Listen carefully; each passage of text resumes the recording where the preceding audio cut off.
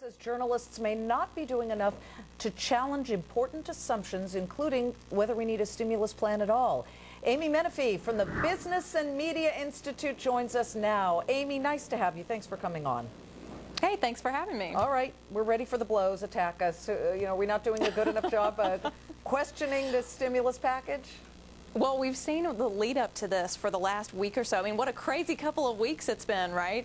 And we've seen all kinds of stories that are pushing for this. Of course, there's political pressure, but then where has the skepticism gone? I mean, the media are famous for their skepticism, and yet when it comes to all of a sudden these tax rebates and even tax cuts, I mean, you have to admit the media are not usually huge fans of tax cuts, Amy, and they've just been all about this. This is what confuses me, if I can turn the tables on you guys. You get upset when the media is skeptical about certain things, and you say that that's un-American, yet when we're not skeptical, you're saying now, why aren't you skeptical? Which is it? I mean, I'm just trying to wrap my arms around this one.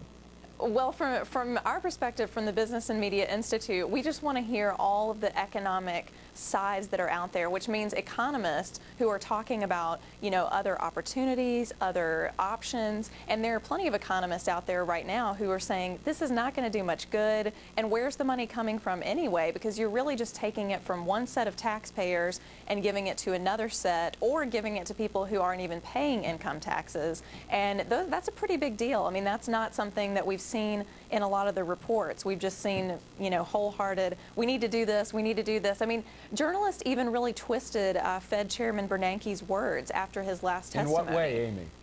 Well, in a couple of ways. First of all, they said that he was embracing a stimulus package, that he was saying that Congress needed to do something quickly. What he actually said was, if you wanted to have something like that, then here's what it would need to look like. It would need to be quick. It would need to be... That's right. He didn't say he was getting behind any particular plan. He simply laid out some of the guidelines of what it should be if there was going to be one. But more importantly, even, he said the Fed was not forecasting a recession. And we saw all kinds of reporting right after that where people said he was, quote, confirming recession fears, and, that he was telling us we're headed toward a recession.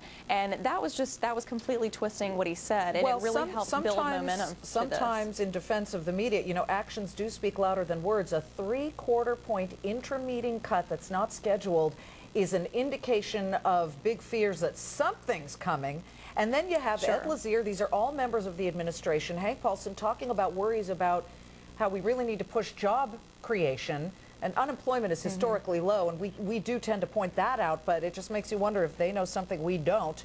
I think that in that case, that's something that the media needs to look at more closely. But well, there's certainly fears. There's no doubt about that. But I think part of the reason that the frenzy has just grown to such a point is that we don't hear as much from those economists who are saying, this is not the best solution, that we need permanent tax relief and not just a rebate that we're going to have to repay later. Sometimes I worry we have too much of that, and that because that's all we hear here at Fox Business from some of the people that we have come on.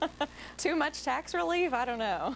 Thank you very much. Amy Menefee, thanks a lot. You. Appreciate it. Well, just a few